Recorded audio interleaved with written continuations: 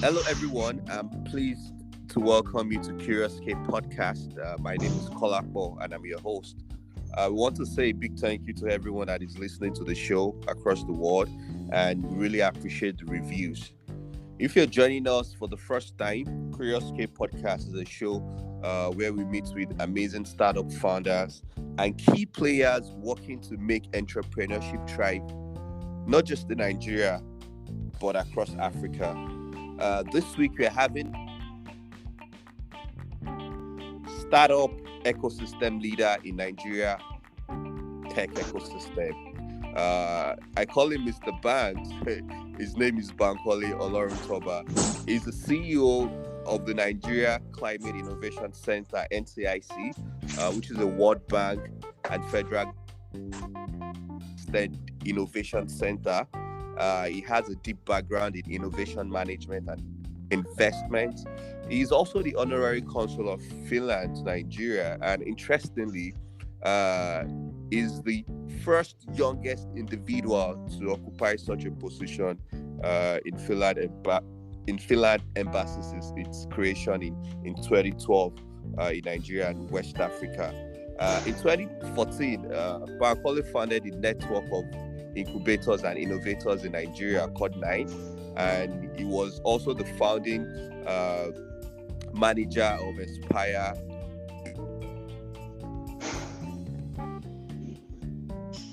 Bankole for joining us on the show today. All right, thank you very much, Kolakwa. Thank you very much for everyone who's listening from everywhere across the world. We're continue to follow Curious K and continue to listen to amazing person. So I'm really glad to be here, and I look forward to this very interesting conversation. All right.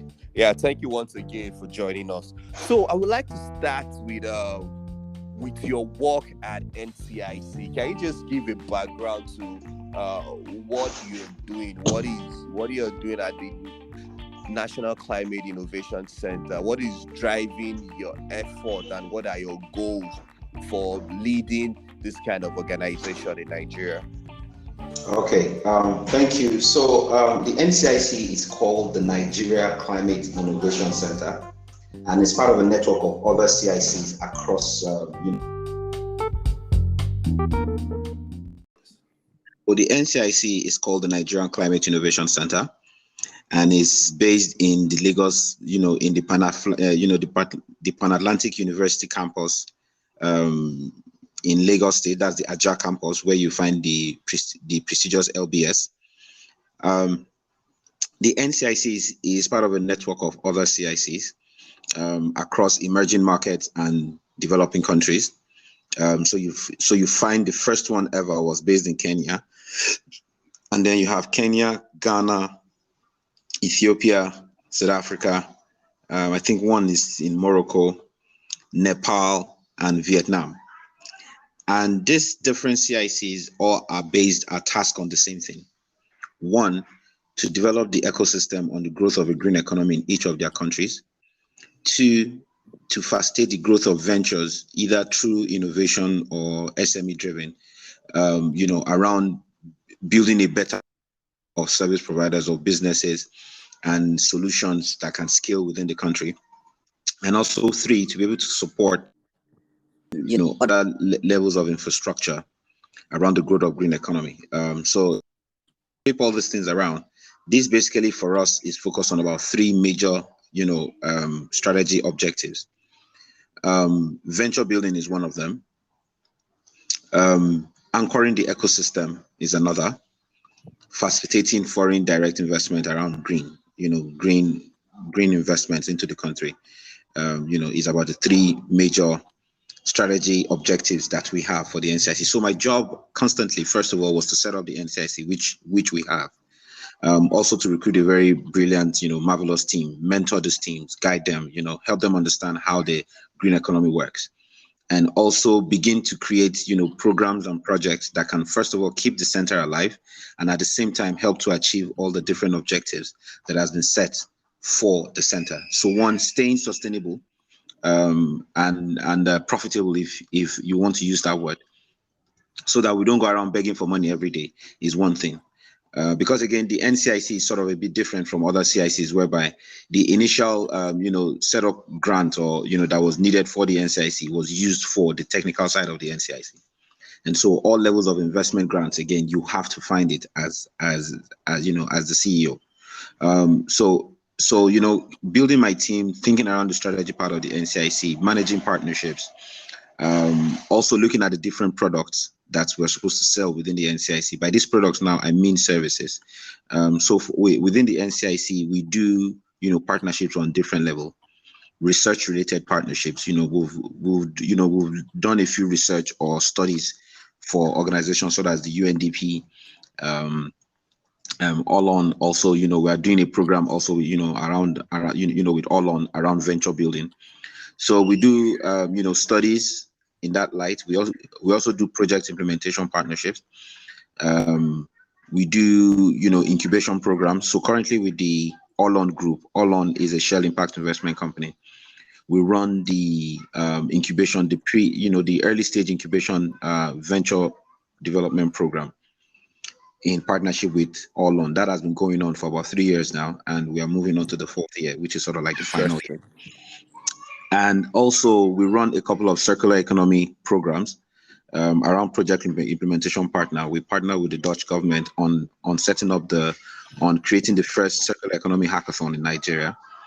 In partnership with the likes of Nigerian breweries, Farm Port, nutritional generation, and I can't remember what the fourth country was, and company was, but those were the kind of people that, those are the kind of things that we have been doing, and also engaging with the likes of government, UN, AFDB and co in charting, thoughts around policy development for the growth of a green economy, and also a circular economy in Nigeria, and then facilitating trade here and there, around businesses in the areas of investments and project development. So and then being, that alone is what my everyday work looks like at the NCIC. All right, amazing. Thank you very much for sharing that. You're doing a lot in terms of venture building, and something you mentioned that also strike me was your partnership with All On. So if you can tell us more about the businesses you've encountered so far, and when exactly did you start running NCIC, and what do you think about the existing business landscape of the entrepreneurs playing in the space of green, of circular economy in Nigeria? What is that like to you when you came in, and what can you talk about the trajectory so far to now? I will say that the green economy is a little bit more tangible than the digital economy. When it comes to finding innovations within that space. So the green economy is not saddled with what you can do, but what you have already and what you're doing. Not like the digital economy is not, tangible, in terms of production, because again, there's a thin line, between tangibility and intangibility within the digital world. But within the green space, it is very, very tangible in the sense that we need to see something. There must be a particular, because again, this economy is driven largely by physical technologies, right? A lot of science goes into this, physics, science, biology, chemistry, name it. Quite a number of these things go through these different aspects of, green economy. So if you're trying to build a venture in this light, first of all, for us, it must be a technology that is functional currently at the current market for Nigeria. So there's a difference between wanting to create something that is top over the moon and something that it is market ready.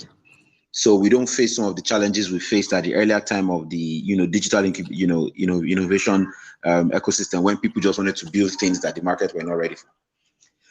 So around this side, we try to define what green innovation means based on the knowledge of the market that they are supposed to use. So which is why we say that the green market is broken into different phases. So there's the bottom of the pyramid phase, where you need basic innovation to be able to handle the challenges that they have. Now, the components around dealing for the bottom of the pyramid is that it needs to be, the business model must factor in the fact that purchasing power is not high, but volume is large. So you need to look at volume over premium in that kind of space, right? And then when you flip it over to the higher engineering type of things like ship salvaging, like, chemical recycling, like, industrial waste, waste management and also recycling or compost recycling, you need to also factor in the components of the players within that space. It's not a very noisy market. The players are not that large. The volume is not much, is high, and so is the premium. But again, the players are not much. And so in that light, that helps you to begin to look at all the different tangibilities of what you can find within that space. So you find those ones who speak mainly within this space. So one thing we'll come to realize again about the green space is that it is finance driven. So finance driven in the sense that there's so much that has been said about, green economy, climate innovation, climate change, climate mitigation and adaptation. At the core, at the end of all this conversation and these beautiful terminologies is the finance, whereby the finance structures or instruments are not functional in terms of the people or the markets where they are placed. There will be a misnomer, right? In the sense that this finance cannot get to those who need them at that particular time. So being able to first help private sector or commercial banks understand green finance and how it benefits them, looking at the areas of, green, carbon credits, carbon credit conversion, green financing models, access to other, green investments and all those different stuff. How do you help them shape that kind of model of them being able to access other funds that are focusing on Nigeria? Because again, the cost of interest rate, most investments around green are being treated like a normal investment, not factoring in the, trying to save the world component of what this green is about. So the green space has that potential of being able to create different multiple financial models on how green finances need to be rated, because sustainability at the long run is based on the resources that can help to keep that thing sustainable. So resources, again, can be finance, it can be human, but in so many ways, whether human, whether political, whether policy related or so, it still finds its way somewhere back to finance. So if we can find a way to improve access to finance, either through policy or through market policy or through investment policy or through foreign relations policy or whatever level of policy it is that we can make happen, then it helps to boost the different scale of activities that you can find within the green space. So the green space is equally sort of like your normal economy. Whatever you will find in the fossil fuel driven space, you will equally find the same thing within the green space, around legal, around accounting, around financing, around ethics and standards, around financial policies, human rights policies, and co. So let's just view it from that way. This is an alternative economy that has a potential of becoming a mainstream economy.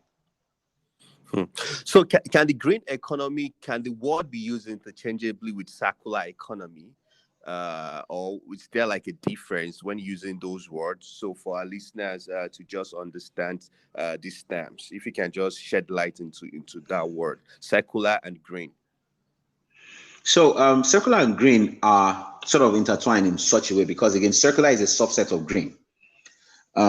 So green economy covers just about everything that creates a sustainable model of production, manufacturing, financing, all factoring into the different components of environmental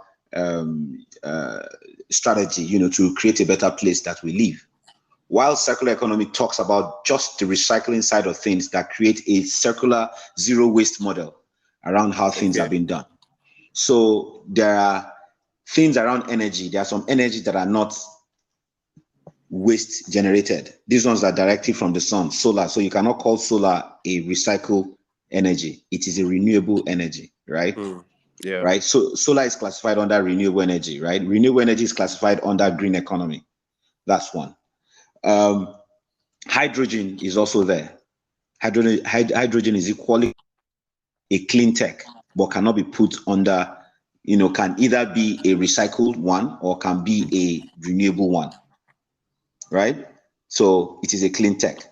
And so when you look at all the different components, right? But again, when you look at the core, a larger percentage of green economy, recycling or creating a loop model around zero waste or net zero, like almost every development or every European economy is talking about these days, zero waste. It's about creating a manufacturing or a production process whereby there is always a repeatable use of outcomes of whatever resources that have been used until there is zero outcome, right? So if I'm going to create a plastic cup now, these plastic cups will continue to be used over and over, even after using, and we smelt it to become something else. It will still continue. That resources will still continue to be used over till that component of plastic that is being done for that plastic cup, it's of no more use whatsoever and can create no waste whatsoever. So that's what the circular economy is about. So you find things like plastic recycling, chemical recycling, and coal recycling. So there's quite a number of recycling things you could do with just about anything. Construction recycling.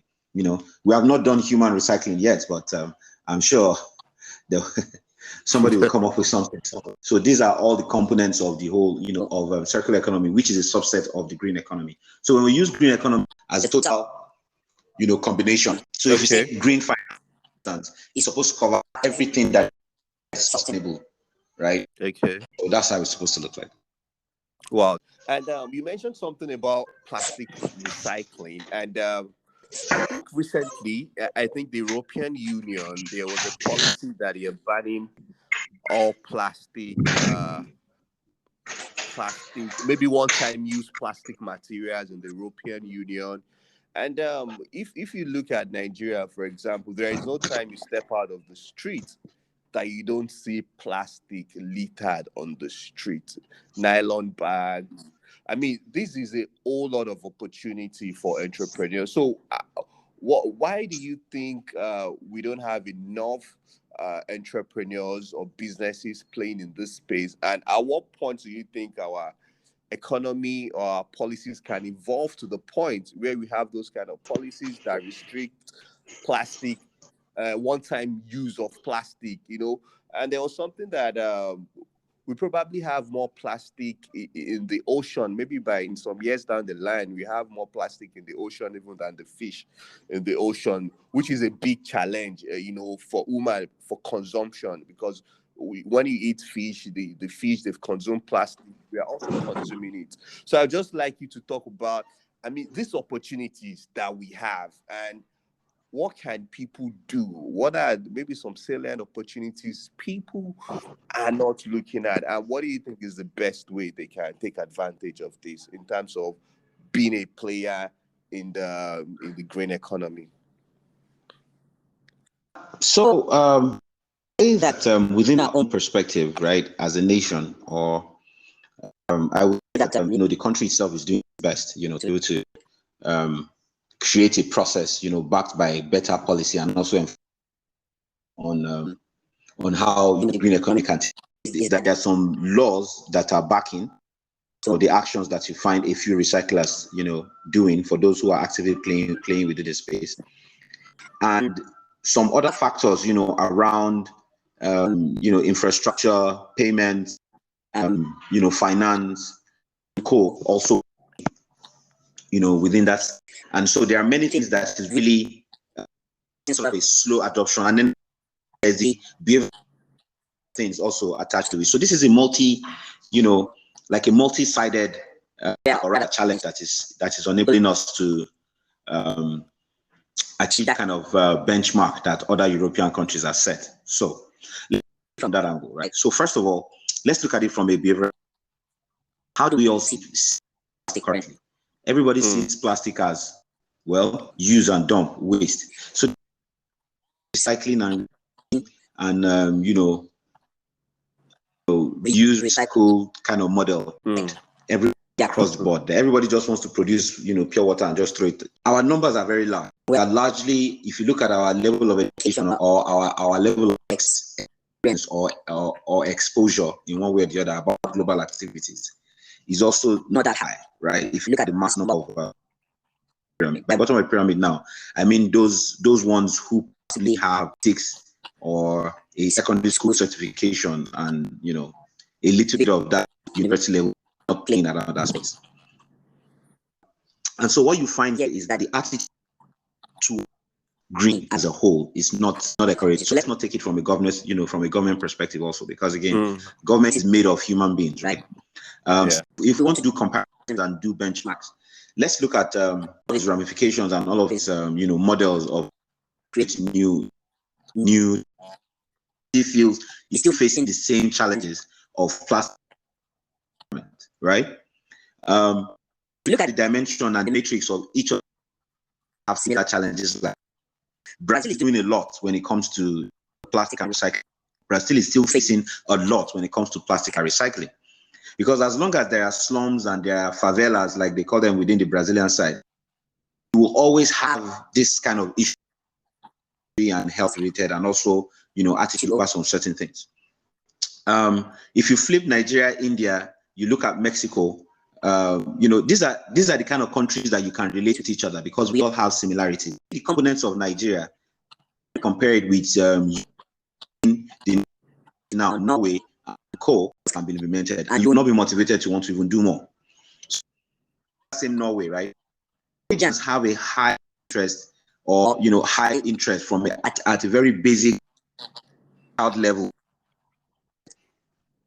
Part of their culture for a long time.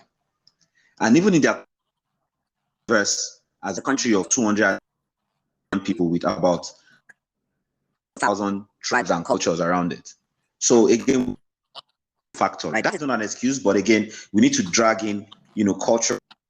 These are the things that form economic growth.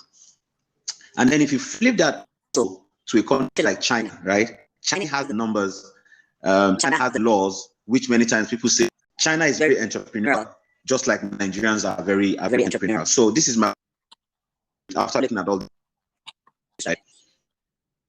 The interest around, plastic from impact perspective to an perspective. I think that you see more Nigerians faster. Whatever engine people to renew, reuse, and recycle. Once you show an average Nigerian that look, once there's like a mass, media engagement program selling the beauty side business, everybody comes to plastic.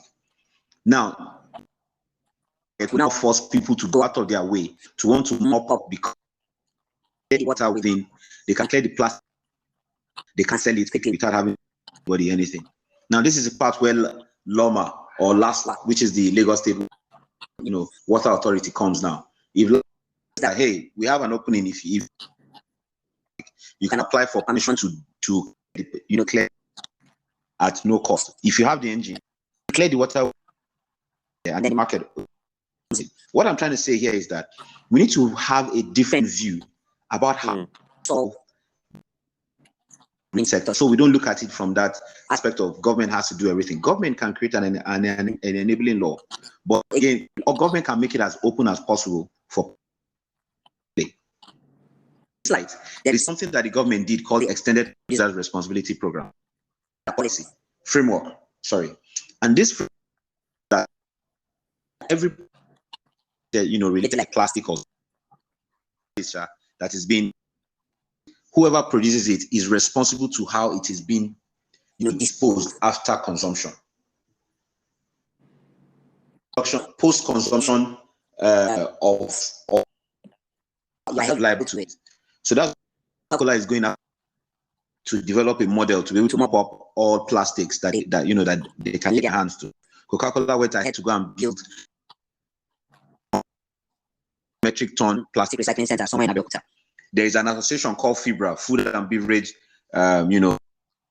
Recyclers Alliance. Because the EPR states that it should not be run by private sector, it should be run not for government, not for profit, and not for government entity. Which is why these different alliances came out. There is e-waste Alliance. There is Recyclers association, metal scrap association. There is the Recyclers Association of Nigeria, RAN. There and Beverage Association. So the different alliances are all there, working with the private sector to be able to.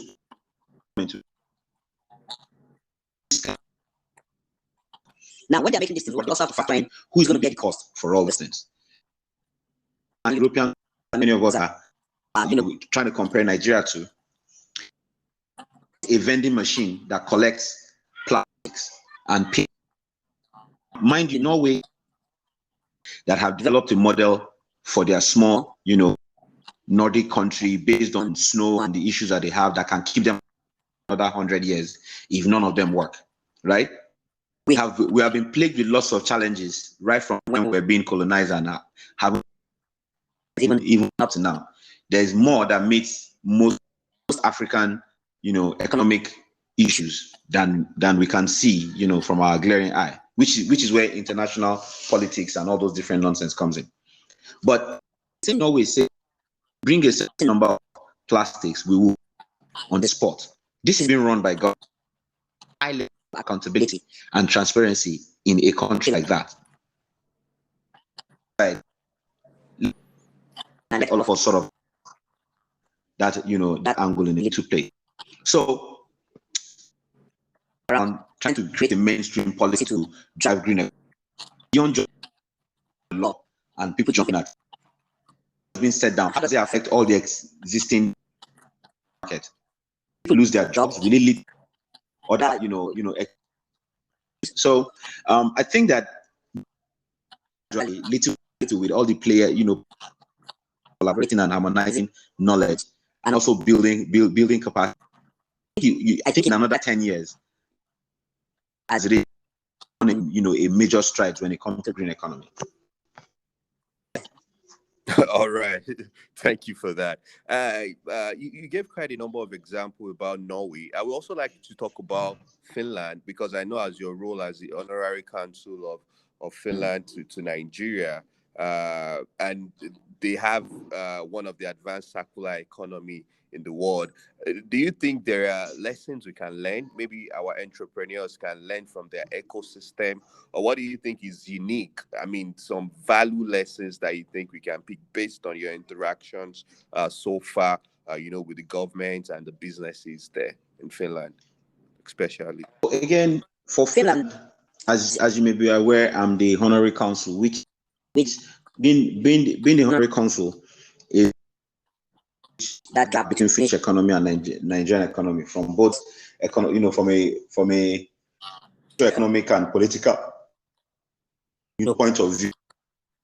And I would say that the adopted country, which is Finland, is quite a very country when it comes to building plan for their people on how to improve access or be net zero before 2050. And this goes into their policy, in every single thing that they do, from financing to even giving out aid, to national, development and all those different things. Now, this approach, this is not just a bottom to top approach. Because on the highest level of government, pure and a strong, circle. So for them, they took circular economy as of their government structure. The type of the countries there are parties that believe in green. Like you have in some other countries, you have green parties here and there. Now, these parties totally believe other political issues that are going on. Believe that playing within the green space and keeping their country alive, and also investing in future technology, them stronger, within the play in the world.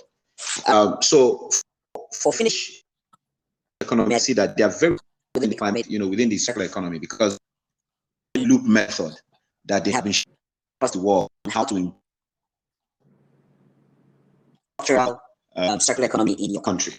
And so the first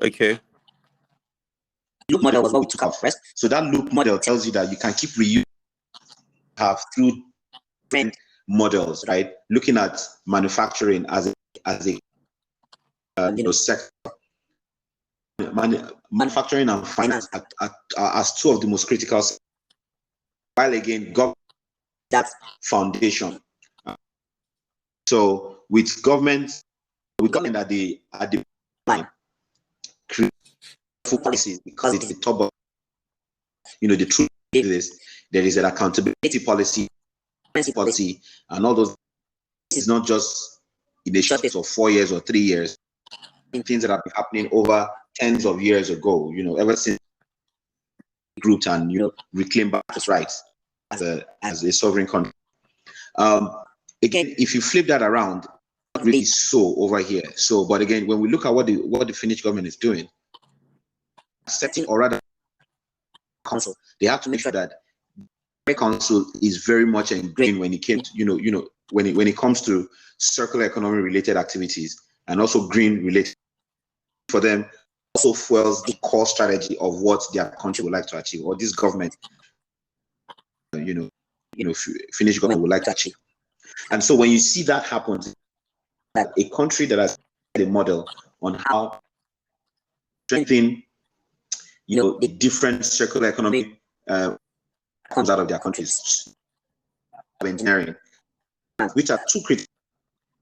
So looking at the size and the impact of consumption that is having upon, they're able to create models where creating a loop or a process whereby when a raw material has been used, it needs to keep within the system until no waste within that space.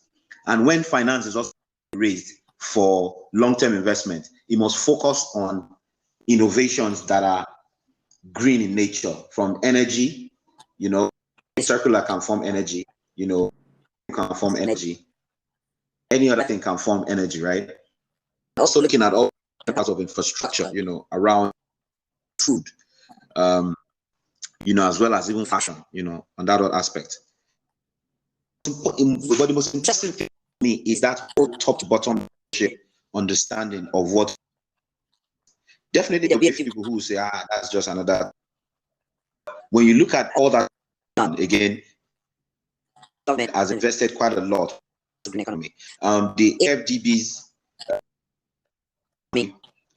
fund, partial investment of the Finnish government up to a couple of, million, tens of millions of dollars, euros. Wow.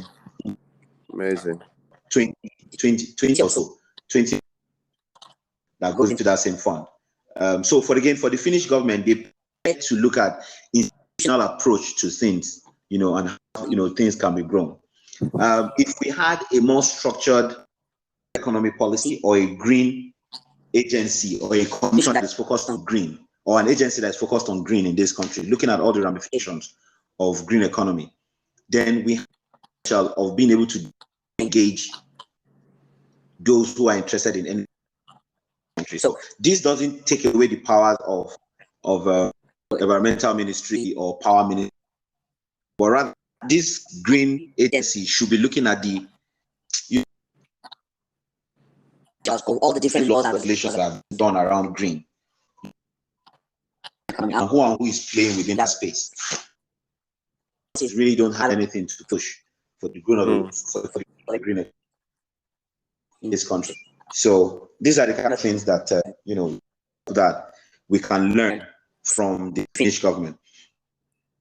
And the Finnish government, I've learned a little bit of that loop program at the beginning of the NCIC, where the loop model policy handbook from the Finnish government, which again, if you go to their website, you can find, you can find that same handbook, that the loop policy of the Finnish government.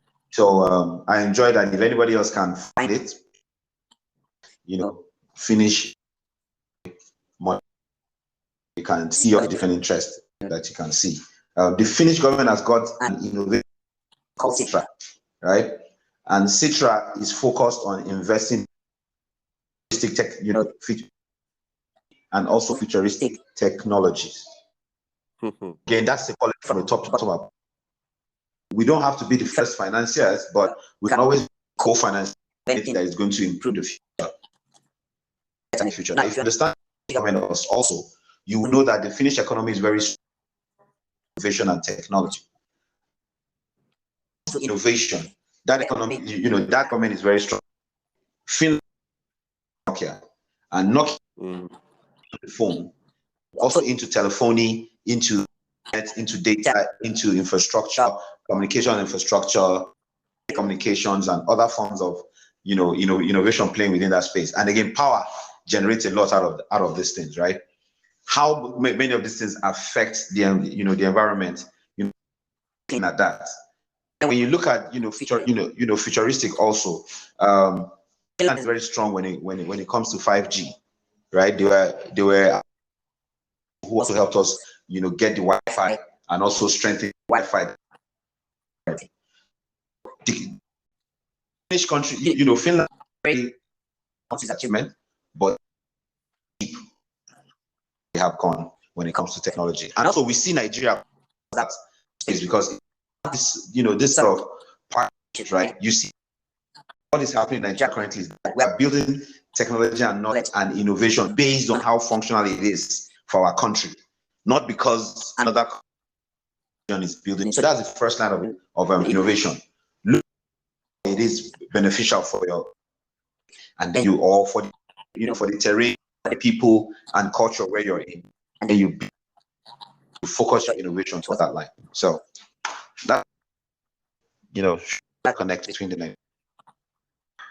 All right, thank you for that. So that takes me to it would be great to have your perspective on the Nigerian tech ecosystem over the years. I know you founded Nine in 2014, so you've had over 10 years in this space, and as a thought leader. I'd just like to hear from you. I mean, what do you think has been the growth over the years? I mean, if we can talk about talent, funding, and innovation hubs spreading across just over the years. So I think that the tech sector to see its role clearly currently now. When the whole digital space, the whole tech innovation thing was becoming mainstream in Nigeria between 2010 and 2015, or rather 2020 rather. What we there were just lots of people who were so crazy about the crazy things when it comes to build. Everybody wanted to be like everything, right? Say between 2010 and 2015, right? Everybody wanted to build an app. They believed that an app could have solved everything. All competitions were just about apps. All interventions and co were just about apps. Which I will only say that all what they could see. And I mean, that was how far they could see. But for many of us, we got to understand that talent will be the main core of how we can grow, right? Access to finance is another major thing. Then research and technologies. How this economy going to look like. And that's what we're seeing. That was why, again, when someone like Flutter will support for transactions, mean that we can actually transact, rely on the banks. So this is how you built up or having found this and because of the banks decided to tighten their loose ends involved to get a few things tightened, like for you to player, they made it a bit high on the high end so that not everybody can be able to get. But what the banks have to understand is that because the world has now seen Nigeria destination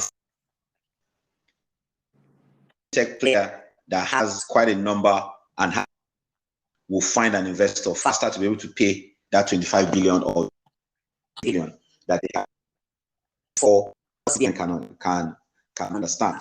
So with Nigeria having grown that part where we're all making us about, nobody's answering us when it comes to finance and investment, to Nigeria now becoming the investment destination when it comes to fintech in Africa.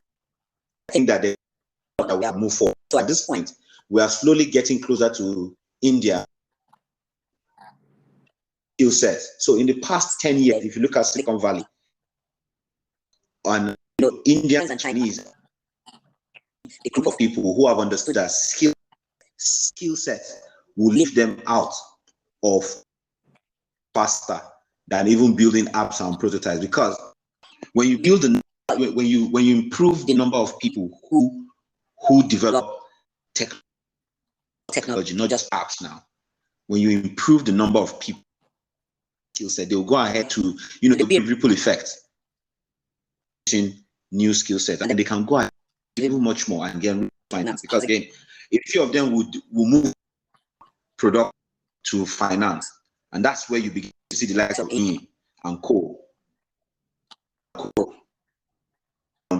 Having to be the ones championing at the key, trying to ensure that the best models are being designed, right? And then you can who are also looking at the government side of things, people like Deza from Jos, from Plateau State and Co.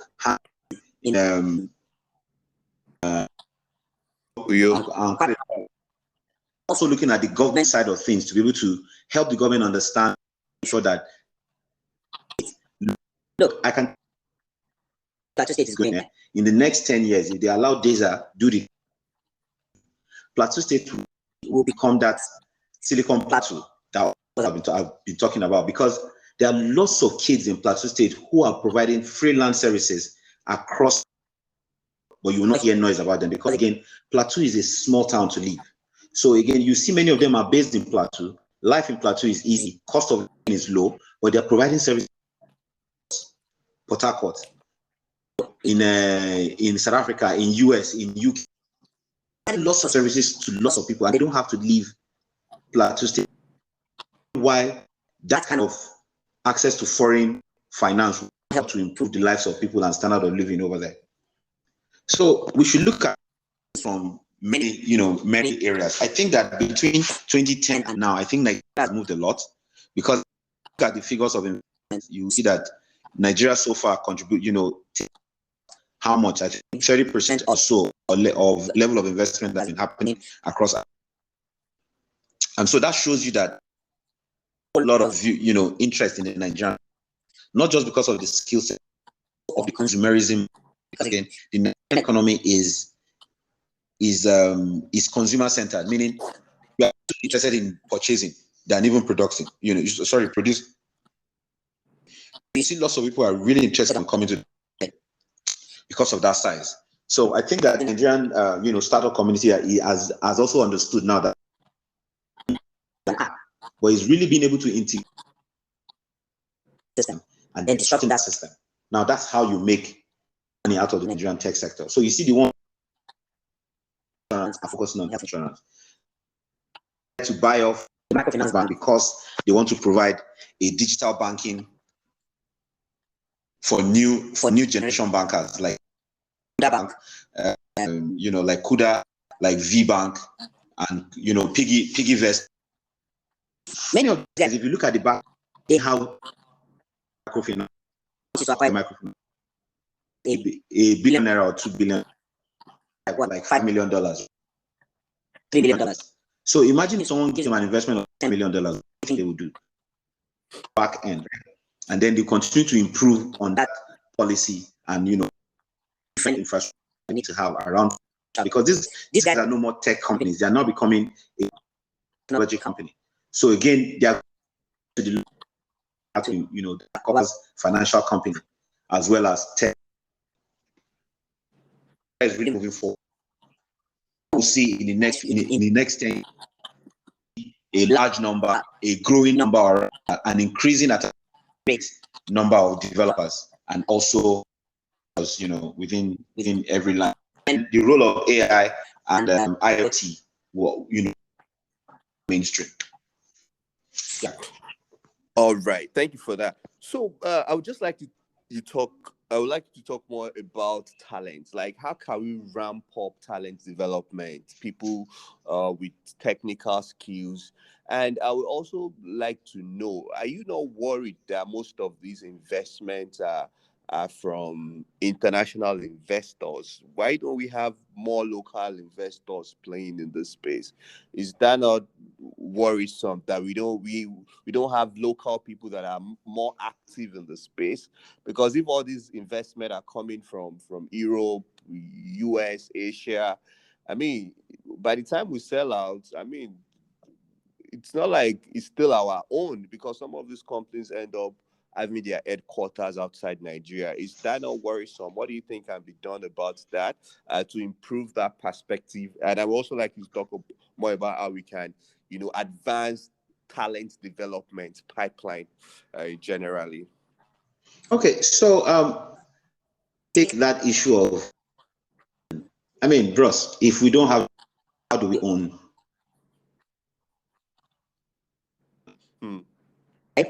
It's as simple as that, right? So if our local investors are still playing safe, which is still not a bad strategy, because in Nigeria, I mean, if you look at it, there is no back to just about anything, right? Look at the foreign capital, which again are being faced by Nigerians.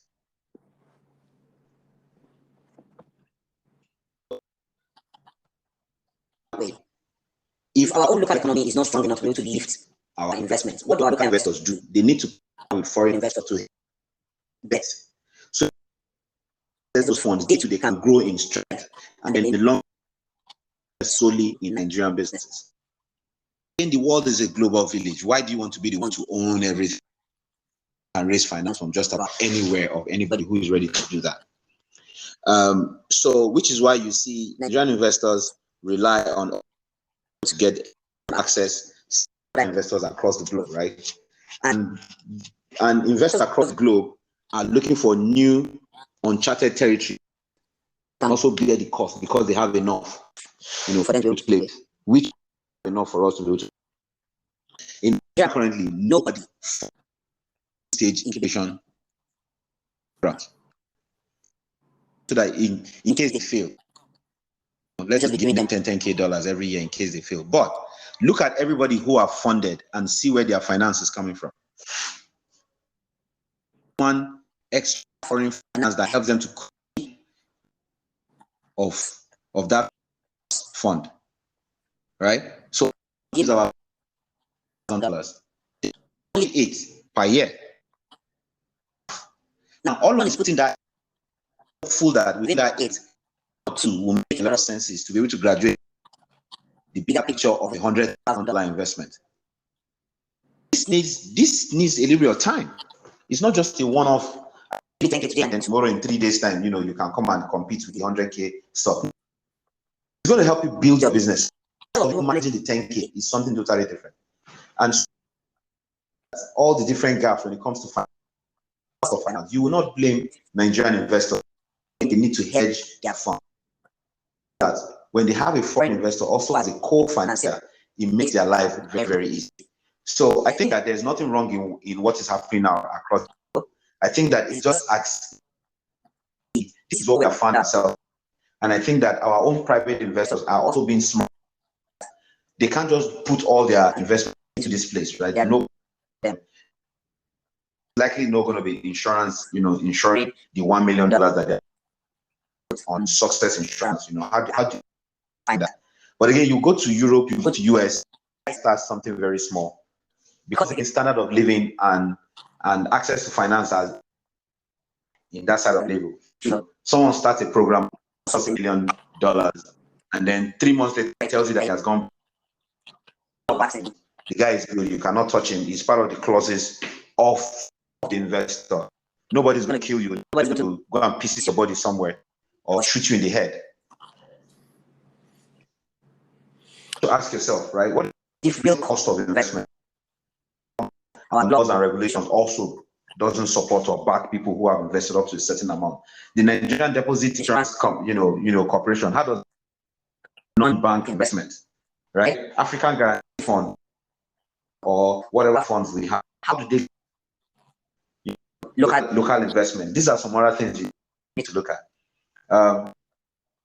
That's what we find out. I think there's nothing wrong in foreign people, coming to put money into us. I think for us, smart enough to make sure that foreign investment They have been able to raise more funds from there. They are energy to fund African ventures. You can see in really leading that Africa Venture Fund, from his own side. The same this is of guy, Bosun Tijani and Co. And quite a number of them are doing that. So our own system developers is to for more how to invest here in Africa, particularly in the God's own country itself, Nigeria, and how we can make things better. Aspect of scaling up development skills. I think that skills increase. That we are taking it from one perspective and we are not going very deep into how things should be done. Let me borrow a plan from data from Plateau State. So this called the Kepler or something project. I can't remember the name now. He asked me a question. He says, "See, do you think we need to go to get people prepared for IT revolution in Nigeria?" I say, well, if it's left for me, I will say we go as low as primary school and let's start teaching them design thinking. We move away from the of what we're doing and start teaching them design thinking, electronic, robot things, in their vocation. A little bit further down, we begin to give these kids the basics of motherboard, all those different things that fuel chips and all those different fuel any digital transfer. Then from that level, as they come up, they begin to learn coding and programming, all those basic programming languages and all those different stuff.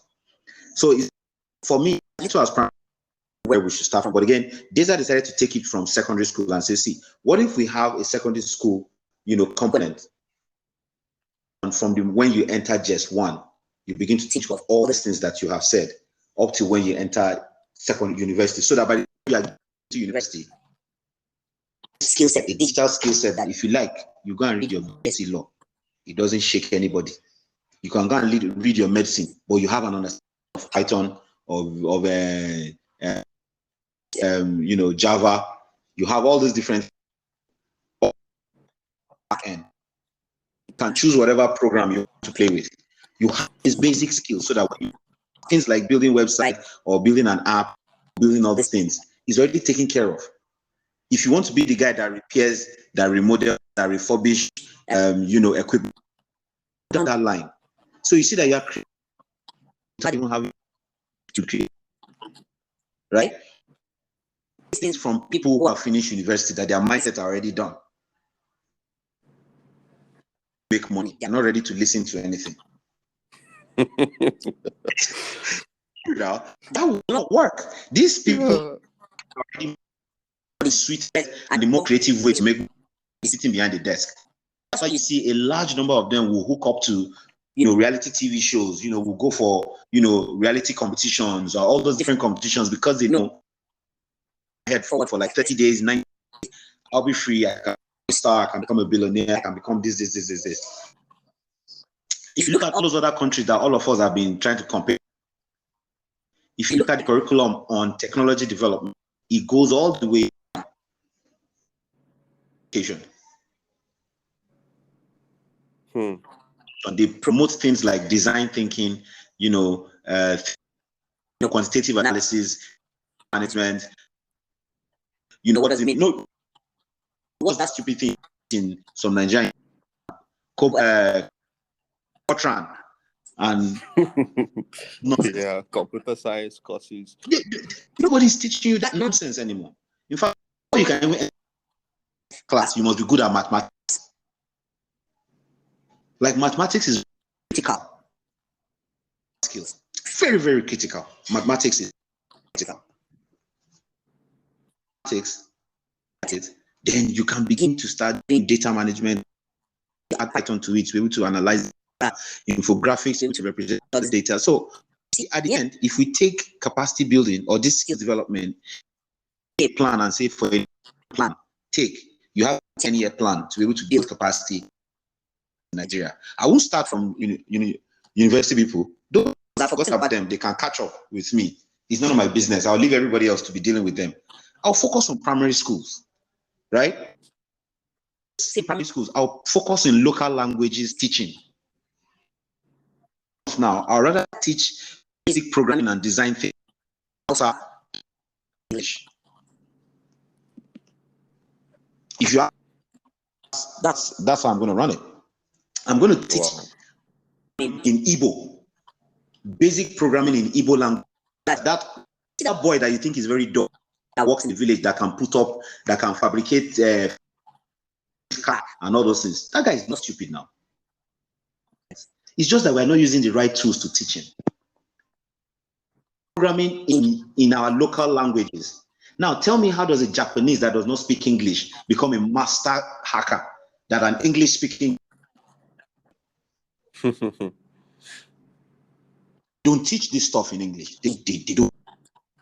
How does a kid from India that reads Sanskrit still become a fantastic programmer without having to apply English? The same thing with the Arabs. The same thing with Chinese. How come able to develop having to use that term? English is actually a limiting language. It's a trading language. So if we take it all the way, I want to go to a community now, Ekiti, and I want to teach them basic design thinking. I should be teaching it in that their language. Each boy will understand how a car moves in his language. He can understand how this rockets propel. He can understand what these components are in different languages.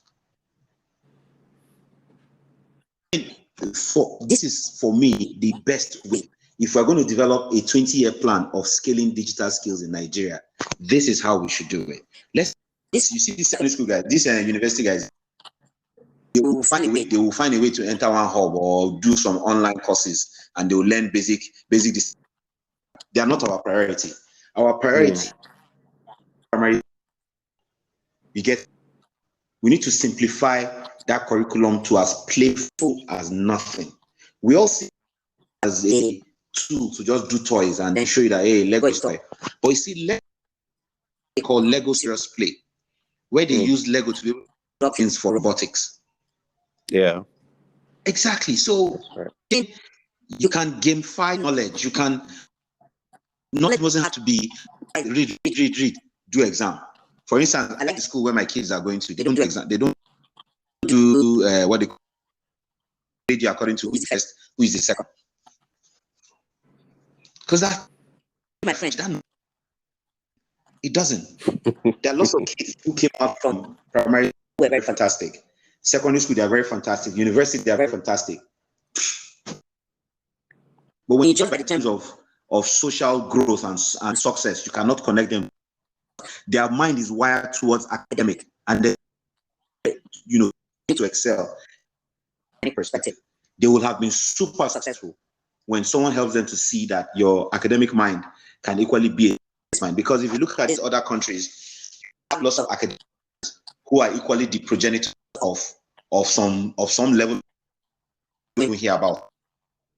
Back into power, all these other popular apps and platforms that you all hear about. These are academic. They own their intellectual property rights, and they are made. They will just go about teaching and sharing knowledge till more and more people will go into that same line. So, in building capacity for Nigeria, it's not a 2-year plan. It's not by government. You're not doing enough. It's by the government. Just retract step a bit, and let's focus on the younger ones, and let's build a watertight and a very interesting one. Right? We can leverage it alongside AM. Any other groups of people, but we are focused on the next set of Nigerians that build them from primary school and secondary school. That's mine. Okay. Once then in another 10 years in primary one, will have probably enter secondary school, and their mindset are not this. I think government is saying that even if government keeps doing all their funny policies around those policies. Now, these ones are the Nigerians that have digital mindset, like a Nigerian, but they have a different mindset totally. and which many people might need trouble, but for it's just growth. I think that's amazing. I mean, looking at the fact that our population is going to double by 2050. 2050. Yeah, how do you create jobs? How do we create jobs? And by 2100, we'll be like over 700 million people. So I mean, so that's maybe the third most populated country in the world. I mean, we have. Don't worry, we're all running everywhere in the world. So don't worry, the world will handle the rest of them. All right, amazing. Yeah. So as we round up, I'd just like you to talk about how do you think like ops, innovation, support organizations. How do you think we can deepen collaboration based on your experience founding Nine? What led to founding Nine? And just some ideas about what do you think we can do to deepen collaboration better, nationally and internationally. It would be great. Yeah, it would be great to hear your insights. In Nigeria, really need to model. I mean, it's no more business as usual. Seriously, I mean, space for like only God knows. Nobody funds hubs operation. Nobody, right? So hubs should be also as a business, able to provide businesses beyond just capacity building to the communities where they are based, right? Hubs need to start viewing themselves as excellence to pursue it, things, right? All the different hubs in that are still using the same model 5 years ago, and what has changed? The hubs that are tying up on better relationships in trying to share knowledge and also share policies or business models. Hubs themselves need to start adopting a research model to how activities in Nigeria. I think are not, they are really just waiting for someone to be able to fund them to be able to do much. But I think also that if you look at the composition of play, you need to take the matrix of what the challenges are with play model around it, financial component, and then help that to scale. The example of the Nigerian climate innovation, we know that access to finance is a very big problem. What did we do? We looked for a partner. We said, look, in this space is this app, create this XYZ. You can't see the app, it's just one app document, nothing physical. So it might be hard for you. But from if I see a solar panel XYZ, see that solar panel XYZ and how we place it in the market. What is the business model like? And how does it grow? So we went ahead and up with Pro to flag up a pilot of 500 million naira access to finance credit. That's one. We are also looking at it, create a finance by, we can become co-financers when it comes to early stage investments. So if we leverage what 10K investment, we can also dangle a 50K investment around the face of the people that collect 10K so that they can be able to move about that work, and then we can see how that will lead to several other investment. You need to invest more in this fund so that they can continue to mitigate the cost of. So in all, really beyond to just incubate, right? That model, even if you're incubating, what exactly do you have? What capacity space do you have at the back of your head to be able to ensure that your incubation program goes well? Incubation program or scaling program will other groups of who can share financial resources, share human resources, who can share technology resources. So these are the kind of things hubs really need to look at, and look at how they can tie all those things together, all those components to be able to form the strength of it. Same time, leverage on research and knowledge survey to be able to back. So again, the world is moving from just saying this is a pain-inspired, technology. The world wants to see what is the science behind it. Scale up in different other markets, and that scaling up means including investments. Is asking you that what is the science behind this, and you cannot then it becomes a problem. So for that investment, how do they ensure that this science belongs to us? We protect our interests by, registering or trademarking this science, or are we borrowing someone so we don't go and start investing in it, and then one guy wakes up and say, hey, that's my science because I have the right for it, and that costs a lot of money. So we really have to look at partnership from just finance and look at partnership also from different perspectives. Being able to tie in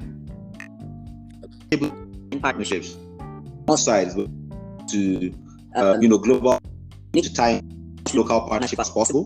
One, I think hubs look at themselves according to.